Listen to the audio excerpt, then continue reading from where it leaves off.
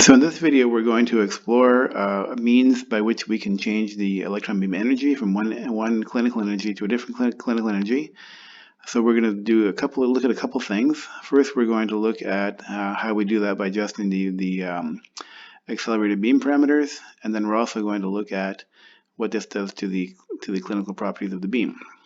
So here I have our Linac set up. I've chosen a 6MV mode, and I've loaded the default parameters for the 6MV beam. So a few things about SIMAC that we can look at, as well as the screen showing the schematic of the accelerator and some of the operating parameters. There are also two other tabs over here. There's an analysis tab and a filter tab, which explore what happens to the clinical beam, and as well as what we can do to the flattening filter to adjust the clinical beam. So if we click on the analysis tab, what we see some profiles. So we see here a profile in the radial direction, transverse direction, and a depth dose profile. And these are the profiles that we would see if we had a water tank and we're measuring the beam parameters using a water tank and measuring the profiles in both the in-plane and the cross-plane direction, as well as the depth dose. We also see, if we scroll down over here, some of the properties of the Bremsstrahlung beam from the target. So this is the angular dependence of the Bremsstrahlung as a function of angle. We see that the 6MV beam is forward directed, where the intensity is highest at 0 degrees and then drops off as we go away.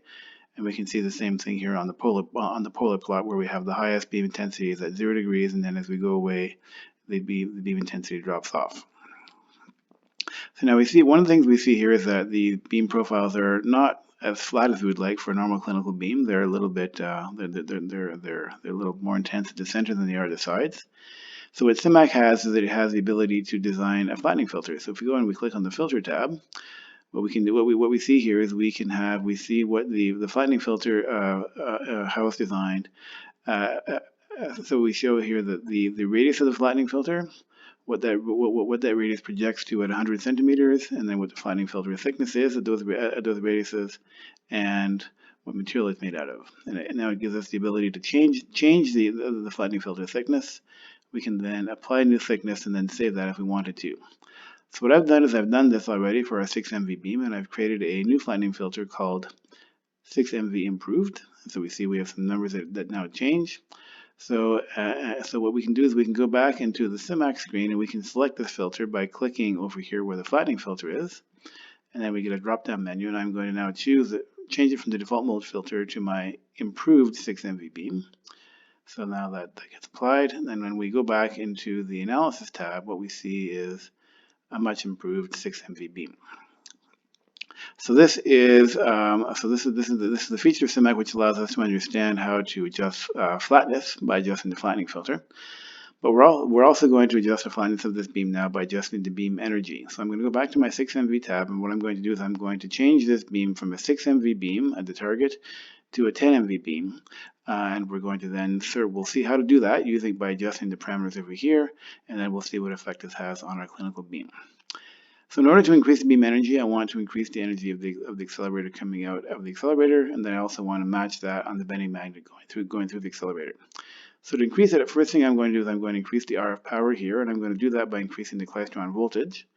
So I have the default 6MV is 104 kV. I'm going to increase this now to say 108 kV. We have to do this incrementally, because one of the things we don't want to do is we don't want to lose the beam. So we want to make sure that we always have a non-zero dose rate over here, because if the dose rate goes to 0, what that means is that the electron beam is missing the target, which means it's striking something other than the target, which is bad, because that thing that it's striking may not be able to absorb the electron beam energy, and then we may damage the accelerator. But if we know that if we have a dose rate, that the beam is always on the target, and the target is made to absorb the power. So first of all, I'll go to 108 kV on the klystron voltage. What we have here is we have a decreased dose rate, because we've increased the electron beam energy from the accelerator, but we haven't changed the bending magnet, and so we have a lower dose rate here. What I'm going to do, though, is I'm also going to make sure that our klystron stays saturated, and so I know that to do this we have to decrease the RF drive power to the klystron, and we can watch the saturation by watching the RF drive power and the power coming out of the klystron. So I'm going to go from 182, and I'm going to decrease this now to say 172, and I'm going to watch the RF power increase.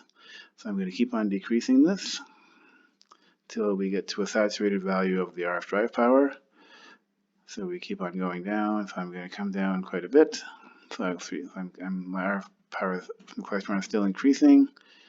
I'm going to come down still quite a bit more till I get to, say, so now I'm not changing very much, and so that's probably about saturated right here. So I'm going to leave that there.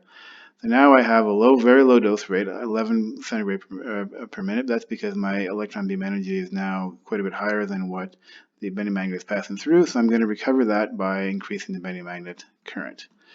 And let's go there. So that's going to, now I know I've got around a matched energy from the accelerator and the bending magnet, and my dose rate's gone back up. So I'm going to keep on going. Now I'm at 6.53 MeV. I'm aiming for 10. So let's keep on going to a next step. So let's increase this, let's try 112 kV. We have to repeak the klystron. So we'll drop this now. So we're going to go to, we're going to keep on dropping this a little bit more until we get our RF power is maximized over here.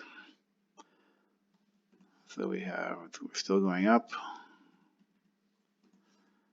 So not much of a change there. So this is probably pretty close to being saturated now.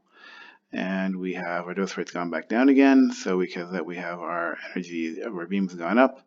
So we're going to now compensate with our bending magnet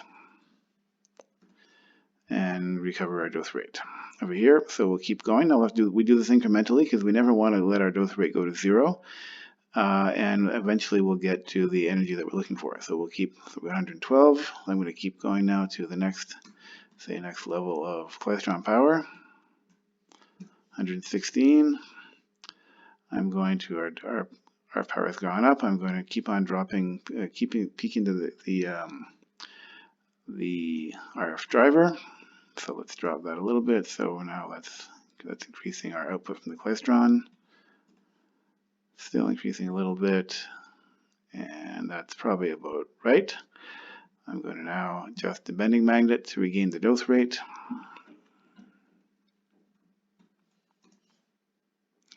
And our dose rate's back up. So now we're up to 7.5 MeV. So we'll keep on going now.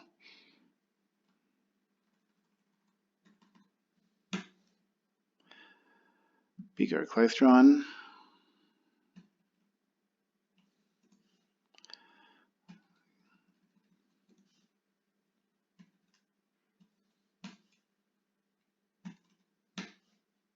Okay, so that didn't change that a little bit very much. So now our dose rate's dropped off. We need to adjust the bending magnet again.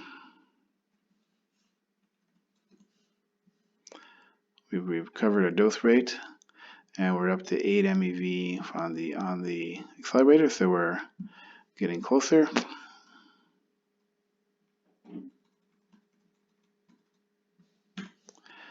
Klystron voltage is up. Now you see that as we increase the klystron voltage, the amount that we have to decrease the RF driver in order to peak it is less than before.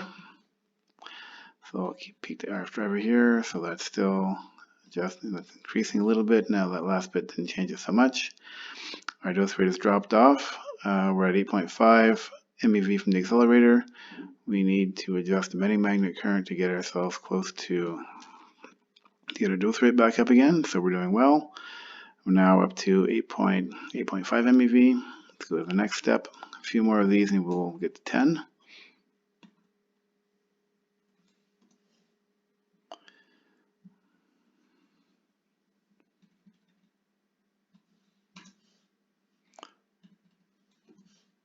Okay, that's more or less saturated. We're going to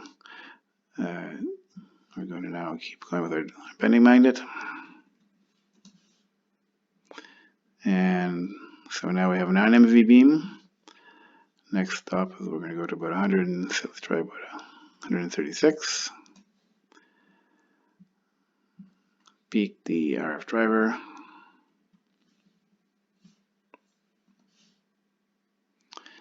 And adjust the bending magnet again. So we're close. So one last try. We should probably get pretty close with the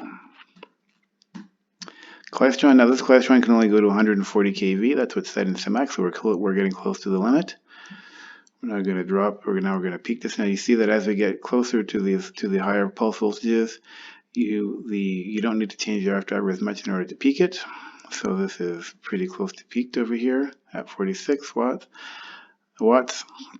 We now have a 9.8 MeV beam. I'm going to increase this a little bit in order to match that. So now we're pretty much at our limit here. So what I'm going to do is I'm going to decrease the gun voltage in order to gain the last bit of energy for our accelerator, because we're running out of klystron voltage. So if I go to 15 volts on the gun, our energy now is 9.93. Let's come down to 14 volts because we have less electrons, and so they can have a higher energy. So now that gives us 10.04. So we've gained a little bit more than we need to. So I can increase that a little bit. Maybe one more. And now we have, with 14.4 volts, we have our 10 MeV beam. We now have to match that energy because we're allowing 9.95 to go through. So we're going to have to decrease this a little bit.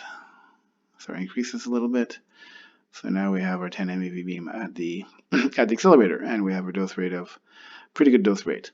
So now we've created a new beam. We have 10 MeV.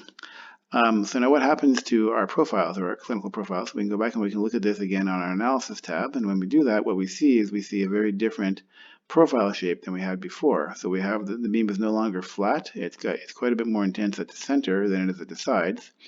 And that's because we're still using the same flattening filters we had before. We still have our 6MV flattening filter. But now that flattening filter is designed for 6MV, and so now we have a 10 MV beam, and so the amount of attenuation in the 6 MV flattening filter is lower than what you'd want for a 10 MV beam because of the thickness of the flattening filter. So in order to recover this, we would have to have a new flattening filter designed for 10 MV in order to have a flat beam. So what this example also does is it shows you the relationship between beam flatness and beam energy, and there's a direct relationship between these two. And if you wanted to, you could do an exercise where you plotted as a function of beam energy how the beam flatness would change for a given flattening filter. So this concludes then our exercise on beam energy and beam energy tuning, and how that impacts our clinical beam properties, namely the beam flatness.